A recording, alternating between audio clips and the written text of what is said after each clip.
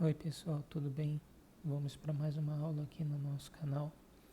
Como eu havia dito para vocês, agora eu vou começar a gravar algumas aulas sobre termodinâmica quântica, baseado no livro do professor Sebastian Defner e do Steve Campbell. E eu não vou seguir exatamente a ordem linear do livro desde o começo até o final.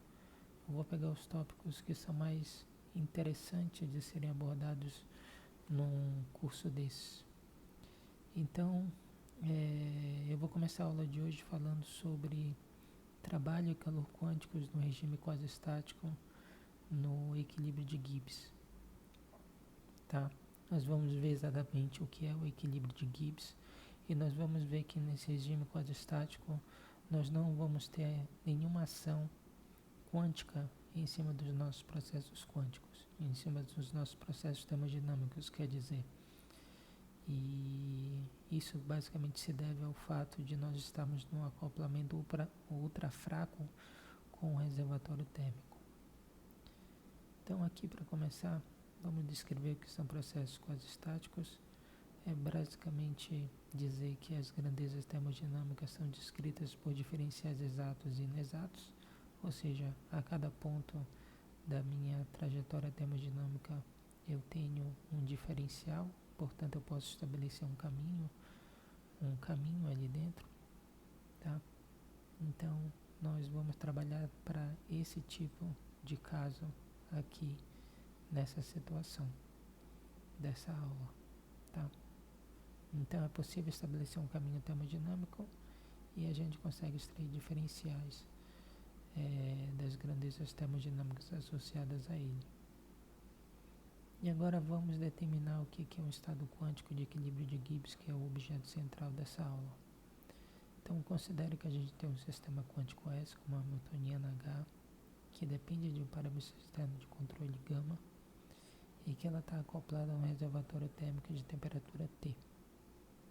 Se a matriz de densidade desse sistema for dada por essa exponencial aqui, e aqui a gente tem a função de partição que nós estamos acostumados da mecânica estatística como sendo o traço da exponencial, onde beta é igual ao inverso de kBt, onde kb é a constante de Boltzmann. Se a matriz de densidade tiver essas características, então nós dizemos que o sistema S está no estado quântico de equilíbrio de Gibbs. Tá? Do ponto de vista do acoplamento com o reservatório térmico, nós dizemos que o sistema está acoplado ultrafracamente. Tá? Essa é uma característica importante, porque no final das contas, conforme nós vamos ver, nenhum efeito quântico vai aparecer na termodinâmica para processos que atuam sob esse regime.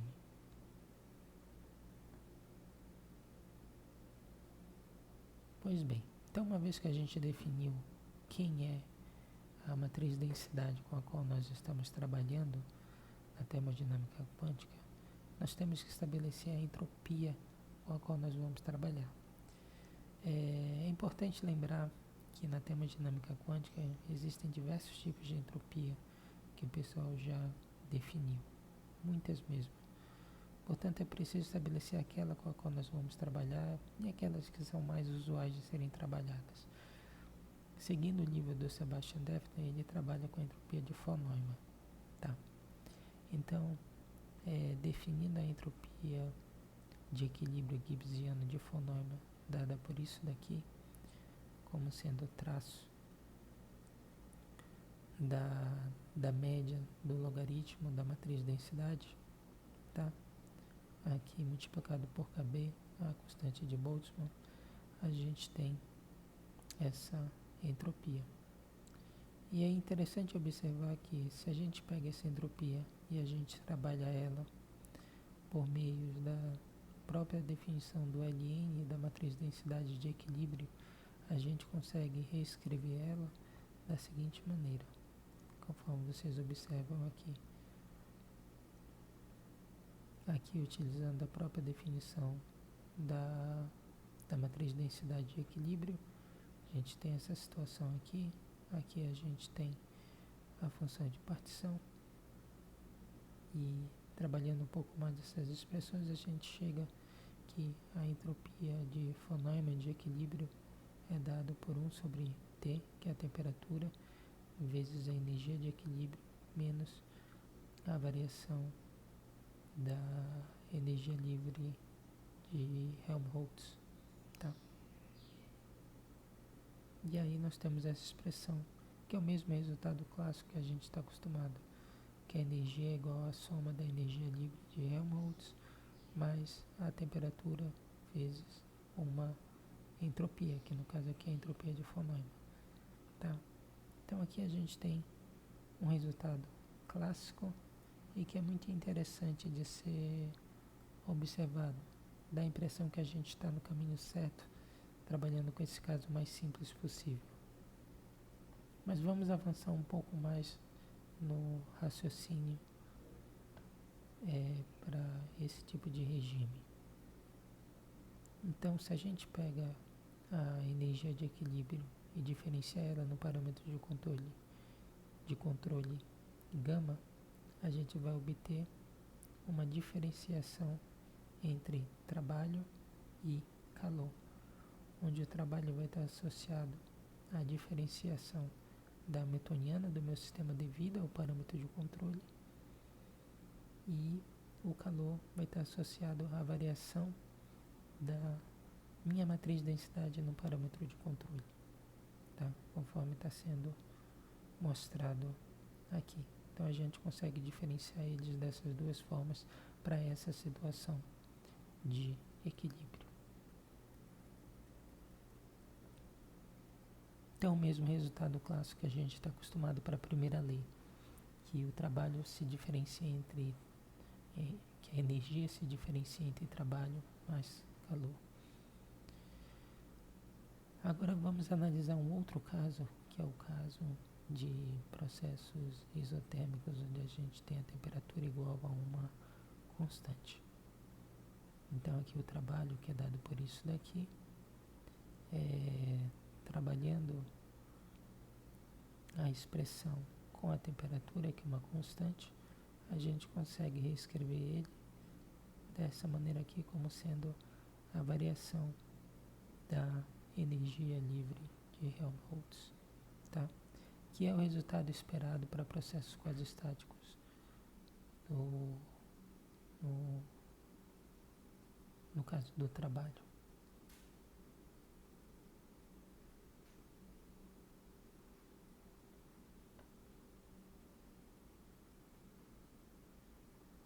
E aí, utilizando a primeira lei da termodinâmica, a gente consegue utilizar o resultado da primeira lei, ou melhor, da definição da energia, com a definição do trabalho, e a gente encontra que o calor associado vai estar ali diretamente ligado à variação da entropia de von Neumann do meu sistema através da temperatura T. Tá? Ou seja, o calor nada mais é do que a variação de energia relacionada à variação entrópica do meu sistema. Tá? Então, o trabalho está relacionado à variação energética com relação à variação do meu parâmetro, e o calor está relacionado à variação energética devido à variação da entropia. Portanto, a gente recupera de novo o mesmo resultado que nós tínhamos antes. E se nós quisermos aprofundar um pouco mais, aqui eu esboço uma conta, vocês podem pausar o vídeo para ver ela com um pouco mais de detalhes, tá? Em que eu expando essa relação aqui da variação da matriz de densidade e reexpresso ela inteiramente em termos da matriz densidade de equilíbrio do meu sistema.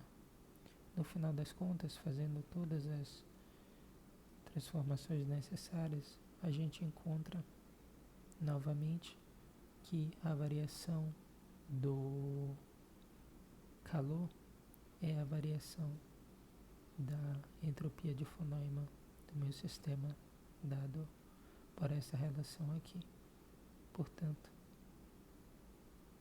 a variação da entropia de von Neumann é igual à variação variação do calor gasto do meu sistema dividido pela temperatura do meu banho térmico. Então perceba que a gente ainda não tem nenhum efeito quântico aparecendo. Todas as transformações que nós estamos vendo para o caso isotérmico, para a primeira lei, todos os resultados clássicos que a gente tem de termodinâmica estão reaparecendo aqui utilizando a entropia de von Neumann. Tá? Isso se deve justamente a esse acoplamento fraco que a gente faz com o nosso sistema, fazendo com que a gente trabalhe com a matriz de densidade gibbsiana da exponencial da hamiltoniana do meu sistema. Então, por conta desse acoplamento ultrafraco, a gente não tem uma ligação direta com o banho, fazendo com que não haja processos de emaranhamento ou correlação com esse banho, de modo que surjam naturalmente efeitos quânticos que vão se intrometer na termodinâmica do meu sistema. Mas a partir do momento em que a gente começa a incluir esses efeitos de coerência, de correlação, eles vão começar a ter um papel relevante na termodinâmica do meu sistema, tornando os processos mais interessantes. Tá bom? Bom, era isso que eu queria falar para vocês. Eu agradeço a atenção de vocês. Se gostaram do vídeo, deem um like, comentem, compartilhem e se inscrevam no canal se ainda não estiverem inscritos. É isso. Até uma próxima.